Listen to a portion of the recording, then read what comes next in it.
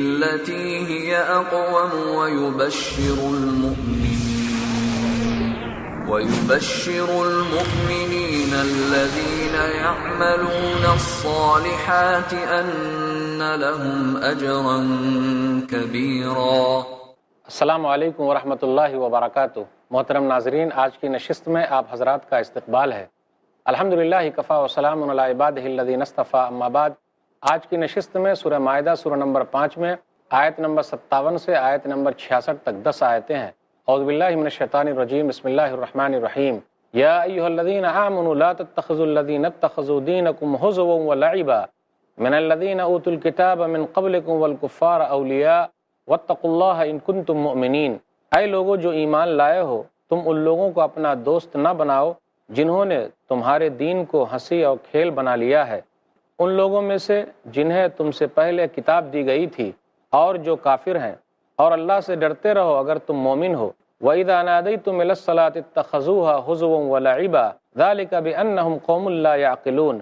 اور جب تم نماز کی طرف بلاتے ہو تو وہ اسے ہنسی اور کھیل بنا لیتے ہیں، اس کی وجہ یہ ہے کہ بلا شبہ وہ عقل نہیں رکھتے۔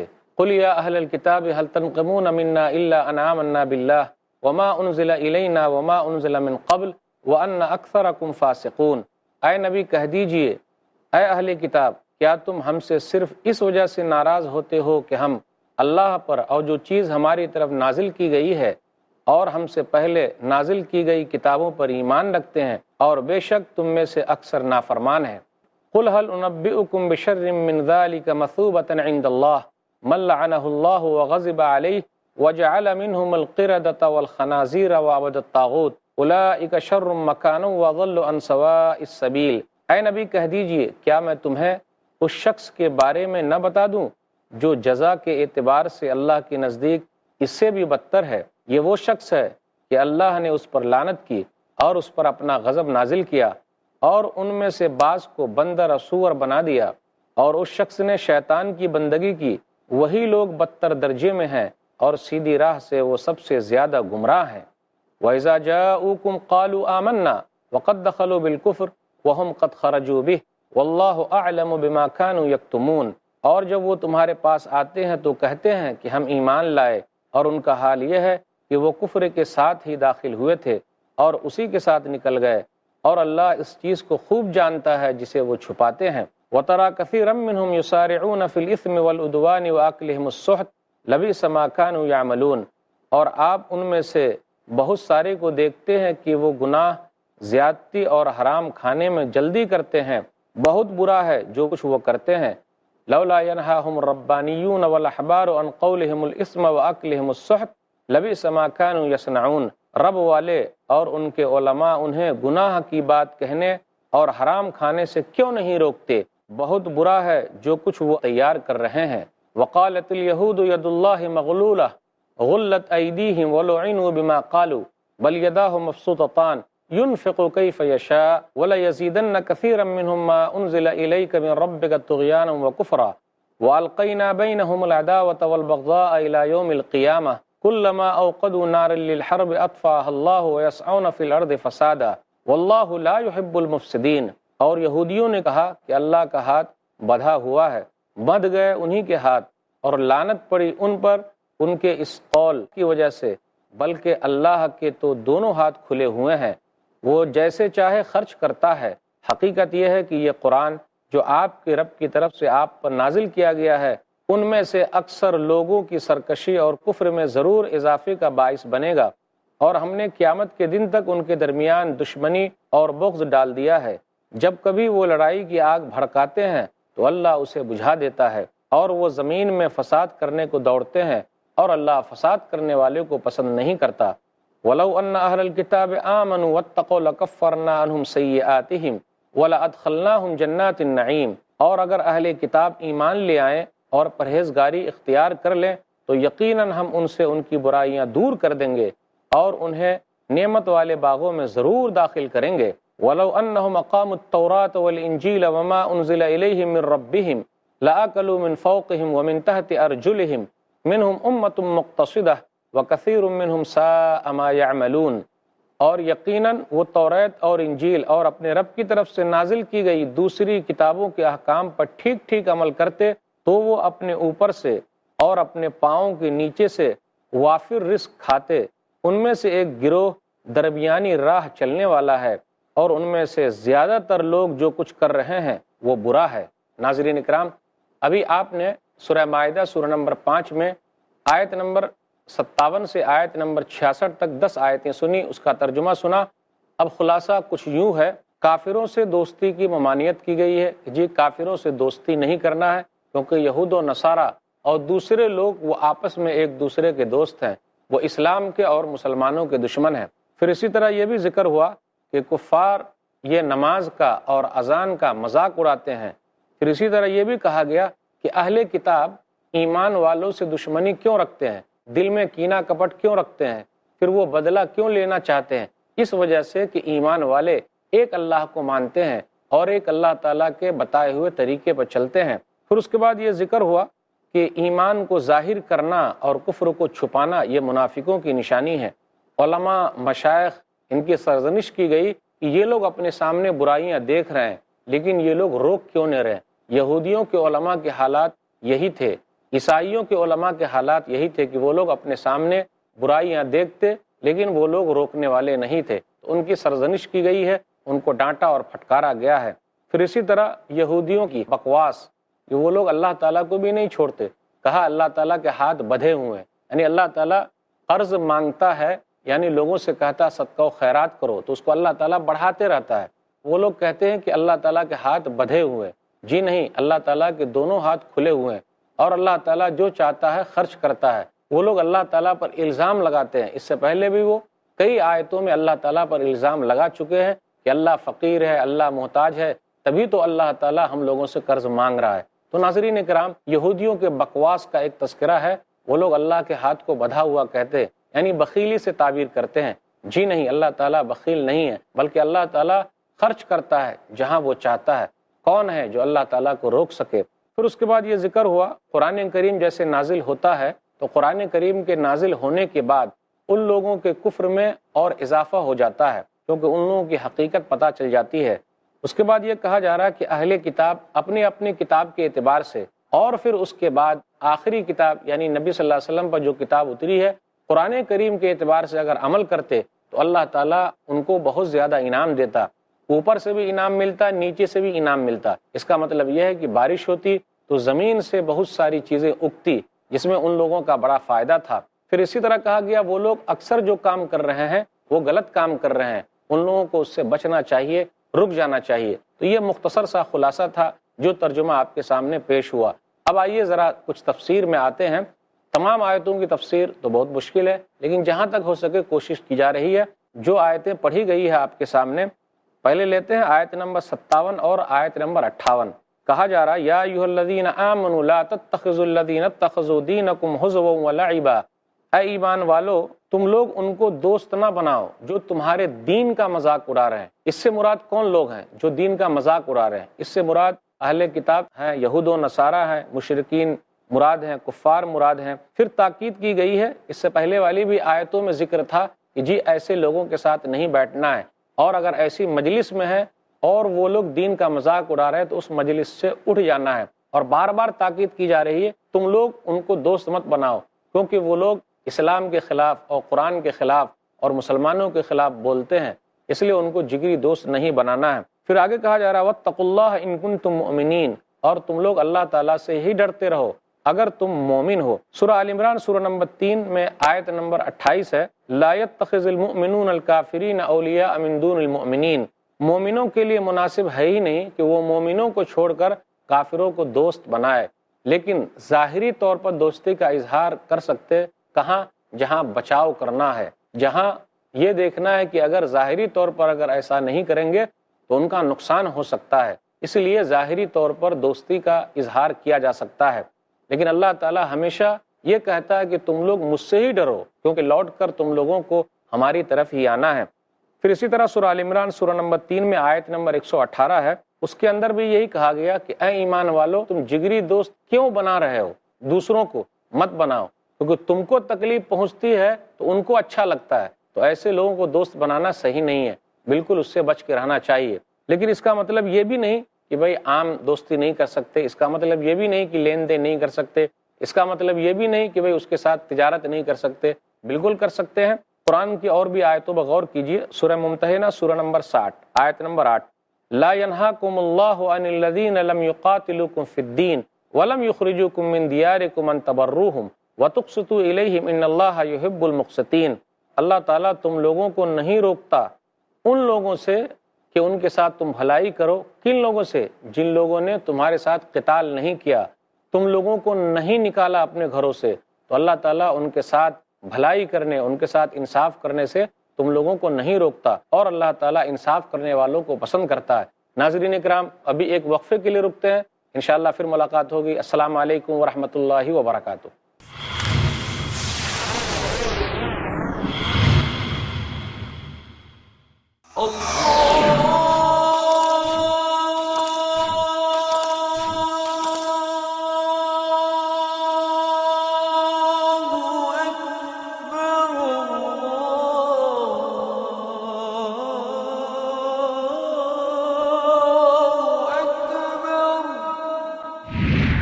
صرف آئی پلس ٹی وی پر بہتر زندگی کے لیے کم علمی دھکیلتی ہے گمراہی کے دلدل میں۔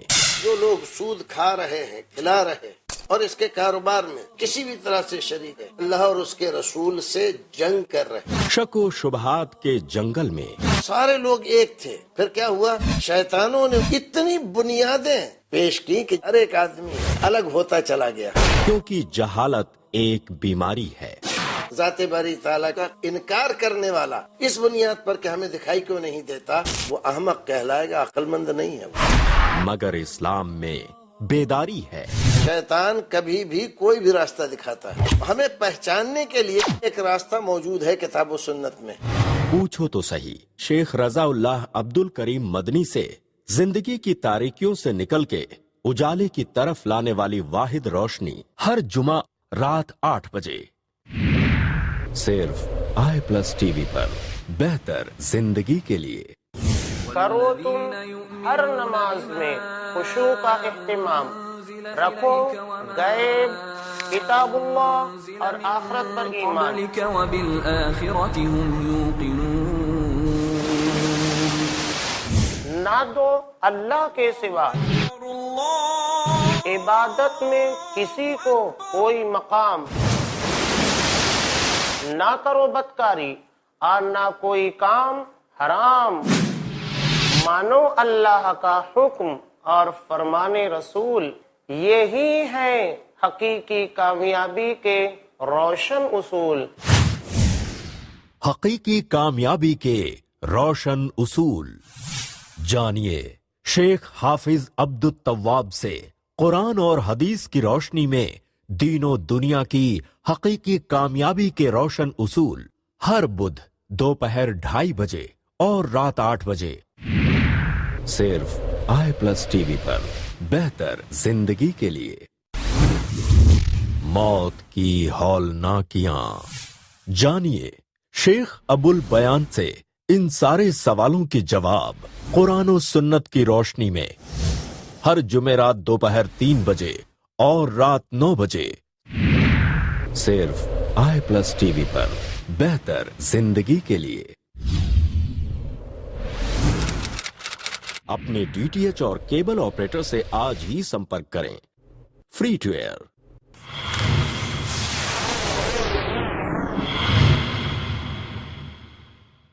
محترم ناظرین، وقفے کے بعد دوبارہ ہم آپ کی خدمت میں حاضر ہیں۔ السلام علیکم ورحمۃ اللہ وبرکاتہ۔ وقفے سے پہلے بات یہ چل رہی تھی کہ کفار سے دوستی کرنا، اس کا مطلب کیا ہے؟ سورہ ممتحنہ سورہ نمبر 60 آیت نمبر 8 کے اندر ہے، جن لوگوں نے تم کو اپنے گھروں سے نہیں نکالا، پھر اسی طریقے سے تمہارے دین کے معاملے میں سختی نہیں کی، تو تم ان کے ساتھ انصاف کرو، تم ان کے ساتھ اچھے طریقے سے رہو۔ اللہ تعالیٰ پسند کرتا ہے جو لوگ اچھے طریقے سے رہتے ہیں۔ ہاں، کن کے ساتھ مسئلہ ہے، کن کے ساتھ بچ کے رہنا ہے؟ اللہ تمہیں ان لوگوں کی محبت سے روکتا ہے جو دین کے بارے میں تم سے لڑتے ہیں اور تمہارے دیش سے نکالنے کو وہ لوگ اچھا سمجھتے ہیں، اور وہ لوگ دیش سے نکالنے والوں کا ساتھ دیتے ہیں، تو تم ان کے ساتھ دوستی مت کرو۔ تو پتہ یہ چلا جو لوگ اچھے ہیں ان کے ساتھ اچھے طریقے سے رہنا ہے، جن لوگوں نے نکالا، جن لوگوں نے ستایا، جن لوگوں نے پریشان کیا، ان کے ساتھ رہنے سے منع کیا جا رہا، کیونکہ وہ لوگ دشمن ہیں، اس لیے ان سے بچنا چاہیے۔ لیکن جو لوگ اچھے مزاج والے ہیں اس لیے ان کے ساتھ اچھا رہنا پڑے گا۔ اور قرآن کریم کے اندر کہا گیا کہ جی ان کے ساتھ اچھا رہو۔ اللہ تعالیٰ اس چیز کو پسند کرتا ہے کہ جو لڑے ان کے ساتھ لڑنا، جو نہیں لڑے ان کے ساتھ اچھے طریقے سے رہنا ہے، اس کا تذکرہ ہوا۔ کفار کا نماز اور اذان کا مذاق اڑانا، نماز کا وہ لوگ مذاق اڑاتے ہیں، اذان کا بھی مذاق اڑاتے ہیں۔ وَإِذَا نَادَيْتُمْ إِلَى الصَّلَاةِ اتَّخَذُوهَا هُزُوًا وَلَعِبًا، جب تم لوگ نماز کے لیے اذان دیتے ہو تو یہ اسے بھی ہنسی اور کھیل بنا دیتے ہیں۔ جو لوگ عقل اور علم والے ہیں اس کے نزدیک سب سے افضل عمل ہے، یعنی نماز پڑھنا، اذان دینا، یہ سب سے افضل عمل ہے، تو وہ لوگ کیا کرتے ہیں؟ ہنسی مذاق اڑا دیتے ہیں، اذان کا مذاق اڑا رہے ہیں، پھر اسی طرح نماز کا بھی مذاق اڑا رہے ہیں۔ اس لیے یہ لوگ شیطان کے پیروکار ہیں۔ جس طریقے سے اذان سے شیطان کو تکلیف ہوتی ہے اسی طریقے سے اذان سے ان لوگوں کو بھی تکلیف ہو رہی ہے۔ آئیے ایک حدیث پر غور کریں۔ نبی صلی اللہ علیہ وسلم نے ارشاد فرمایا، صحیح بخاری کتاب الاذان کتاب نمبر 10 باب فضل التعزین حدیث نمبر 608، ابو ہریرہ رضی اللہ تعالیٰ عنہ کہتے ہیں، اذا نودی للصلاۃ ادبر الشیطان وله زرات حتى لا يسمع التعزین فاذا قضى النداء اقبل حتى اذا سوب بالصلاۃ ادبر حتى اذا قضى التصویب اقبل حتى يخطر بين المرء ونفسه يقول اذكر كذا اذكر كذا لما لم يكن يذكر حتى يظل الرجل لا يدري كم صلى۔ نبی صلی اللہ علیہ وسلم نے ارشاد فرمایا، ابو ہریرہ رضی اللہ تعالیٰ عنہ کہتے ہیں کہ جب نماز کے لیے اذان ہوتی ہے تو شیطان ہوا خارج کرتے ہوئے بھاگ جاتا ہے تاکہ وہ اذان نہ سنے، پھر جب اذان ختم ہو جاتی ہے تو دوبارہ لوٹ آتا ہے، تکبیر کے وقت پھر پیٹ پھیر کر چل دیتا ہے، اور جب تکبیر ختم ہو جاتی ہے تو پھر آ کر نمازیوں کے دلوں میں وسوسہ پیدا کرتا ہے کہ یہ بات یاد کرو، وہ بات یاد کرو، ایسی ایسی باتیں یاد دلاتا ہے جو پہلے بھول گیا تھا، وہ تو نماز میں بھولی ہوئی چیز یاد آ جاتی ہے، تو وہ آدمی ان باتوں میں مشغول ہو جاتا ہے، پھر اسے پتہ ہی نہیں چلتا کتنی رکعت اس نے نماز پڑھی ہے۔ تو جس طریقے سے شیطان کو تکلیف ہوتی ہے اذان سے، اسی طریقے سے ان لوگوں کو بھی اذان سے تکلیف ہے، تو یہ لوگ شیطان کے پیروکار ہیں۔ آیت نمبر 59 سے آیت نمبر 63 کے درمیان دیکھیے، اہل کتاب ایمان والوں سے کیوں چڑھتے ہیں، مومنوں سے کیوں چڑھتے ہیں، مومنوں کو برا بھلا کیوں سمجھتے ہیں۔ قل یا اہل الکتاب هل تنقمون منا الا ان آمنا باللہ وما انزل الینا وما انزل من قبل وان اکثرکم فاسقون، اے اہل کتاب تم لوگ ہم سے انتقام لیتے ہو اس وجہ سے کہ ہم ایک اللہ پر ایمان لانے والے ہیں، اور اس وجہ سے کہ جو چیز ہمارے اوپر اتاری گئی ہے ہم اس کو مانتے ہیں، اس وجہ سے بھی کہ ہم سے پہلے جو کتاب اتری ہے ہم اس پر ایمان لاتے ہیں، ان میں سے اکثر لوگ فاسق ہیں، وہ لوگ ایمان لانے والے نہیں ہیں۔ کون لوگ؟ جو لوگ مذاق اڑا رہے ہیں۔ تو ایک اللہ پر ایمان لانے کی وجہ سے لوگ جلتے ہیں۔ سورہ بروج سورہ نمبر 85 آیت نمبر 8 میں وما نقم منہم الا ان یؤمنوا باللہ العزیز الحمید، کہ وہ لوگ ان سے بدلہ لیتے ہیں، انتقام لیتے ہیں، کیوں؟ کیونکہ یہ لوگ غالب تعریفوں والے اللہ پر ایمان لانے والے ہیں۔ ایک حدیث کے اندر آیا، صحیح بخاری کتاب الزکاة کتاب نمبر 24 حدیث نمبر 1468، ابو ہریرہ رضی اللہ تعالیٰ عنہ کہتے ہیں، ما ينقم ابن جمیل الا انہ کان فقیرا فاغناہ اللہ ورسولہ، ابن جمیل تو اس وجہ سے انکار کرتا ہے کہ وہ فقیر تھا تو اب اللہ نے اسے دولت مند بنا دیا ہے۔ اہل کتاب قیامت تک بدترین عذاب کے مستحق ہوں گے۔ قل هل انبئکم بشر من ذلک مثوبۃ عند اللہ، اے نبی کہہ دیجئے میں تمہیں ان لوگوں کے بارے میں نہ بتا دوں جو اللہ کے یہاں اس سے بھی زیادہ بدترین بدلہ پانے والے ہیں۔ کون ہیں وہ لوگ؟ من لعنہ اللہ، اللہ نے جس پر لعنت کی ہے یعنی اپنی رحمت سے دور کر دیا ہے۔ کون لوگ ہیں وہ؟ وغضب علیہ، اور اللہ جس کے اوپر غصہ ہوا ہے، غضبناک ہوا ہے، اور اللہ تعالیٰ نے ایسے لوگوں کو کیا کیا؟ وجعل منہم القردۃ والخنازیر، اللہ تعالیٰ نے اس کو بندر اور سور بنا دیا، تو یہ لوگ بدترین لوگ ہیں، جس کا تذکرہ سورہ بقرہ کے اندر بھی گزرا۔ سورہ بقرہ سورہ نمبر 2 آیت نمبر 65 اور 66، وَلَقَدْ عَلِمْتُمُ الَّذِينَ اعْتَدَوْا مِنْكُمْ فِي السَّبْتِ فَقُلْنَا لَهُمْ كُونُوا قِرَدَةً خَاسِئِينَ فَجَعَلْنَاهَا نَكَالًا لِمَا بَيْنَ يَدَيْهَا وَمَا خَلْفَهَا وَمَوْعِظَةً لِّلْمُتَّقِينَ، یقیناً تمہیں ان لوگوں کا علم بھی ہے جو تم سے پہلے ہفتے کے دن کے بارے میں حد سے بڑھ گئے، اور ہم نے بھی کہہ دیا کہ تم ذلیل بندر بن جاؤ، اسے ہم نے اگلوں کے لیے پچھلوں کے لیے عبرت کا سامان بنا دیا ہے اور نیک لوگوں کے لیے واعظ و نصیحت کا۔ اللہ تعالیٰ نے جن لوگوں کو سور اور بندر بنایا کیا ان کی نسل چلی ہے؟ جی نہیں۔ کچھ لوگ کہتے ہیں کہ موجودہ بندر جو ہے اصل میں وہ پہلے انسان تھے، جی نہیں، حدیث کے اندر آیا، اس پر غور کریں۔ صحیح مسلم کتاب القدر کتاب نمبر 46 حدیث نمبر 2663، عبداللہ بن مسعود رضی اللہ تعالیٰ عنہ کہتے ہیں قال رجل یا رسول اللہ القردۃ والخنازیر ہی مما مسخ، اللہ کے رسول صلی اللہ علیہ وسلم آپ یہ بتلائے کہ جو سور ہے، جو بندر ہے، وہی تو نہیں ہے جو مسخ کر دیے گئے تھے؟ نبی صلی اللہ علیہ وسلم نے فرمایا ان اللہ عز وجل لم یہلک قوما او یعذب قوما فیجعل لهم نسلا وان القردۃ والخنازیر کانوا قبل ذلک۔ آپ صلی اللہ علیہ وسلم نے فرمایا بے شک اللہ جس قوم کو بھی ہلاک کیا ہے یا مسخ کیا ہے تو ان کی نسل نہیں پھیلی اور نہ کوئی ان کا جانشین بنا، بے شک بندر اور سور اس سے پہلے بھی موجود تھے۔ تو کیوں لوگ ایسا کہتے ہیں؟ اس کی نسل الگ ہے، بندر کی نسل الگ ہے، انسان کی نسل الگ ہے۔ آدم علیہ السلام سے انسان ہے، آدم علیہ السلام اور ماں ہوا سے انسان کی نسل چلی ہے، اور بندر کی نسل الگ ہے، وہ جانوروں میں سے ہے۔ پھر آگے ذکر ہے وہ عبد الطاغوت، یعنی کون بدترین لوگ ہیں جو شیطان کے خادم ہیں، غلام ہیں، وہ لوگ بدترین لوگ ہیں۔ اولئک شر مکانہ، ایسے لوگوں کا برا ٹھکانہ ہے۔ پھر اسی طرح کہا گیا ایمان ظاہر کرنا اور کفر کو چھپانا منافقوں کی نشانی ہے۔ پھر اس کے بعد سرزنش کی گئی لولا ینہاہم الربانیون والاحبار عن قولہم الاسم واکلہم السحت لبئس ما کانوا یصنعون، یہ بتایا گیا کہ جو لوگ عابد و زاہد ہیں، علماء ہیں، جانکار لوگ ہیں، برائی اپنے سامنے دیکھ رہے ہیں، پھر بھی وہ لوگ نہیں روکتے، تو کتنے برے ہیں یہ لوگ، ان کو روکنا چاہیے تھا۔ حدیث کے اندر آیا مسند احمد جلد نمبر 4 صفحہ نمبر 363 حدیث نمبر 19216 حسن روایت ہے۔ حضرت جریر رضی اللہ تعالیٰ عنہ کہتے ہیں کہ رسول اللہ صلی اللہ علیہ وسلم نے فرمایا ما من قوم یکون بین اظہرہم من یعمل بالمعاصی ہم اعز منہ وامنع لم یغیروا علیہ الا اصابہم اللہ عز وجل منہ بعقاب، جو کوئی شخص کسی قوم میں معاصی کا ارتکاب کرے اور وہ اسے منع کرنے کی قدرت تو رکھتے ہوں مگر منع نہ کرے، یعنی کوئی آدمی غلط کام کر رہا ہو اور لوگ اس کو نہ روکے تو اللہ انہیں مرنے سے پہلے ضرور عذاب میں گرفتار کرے گا۔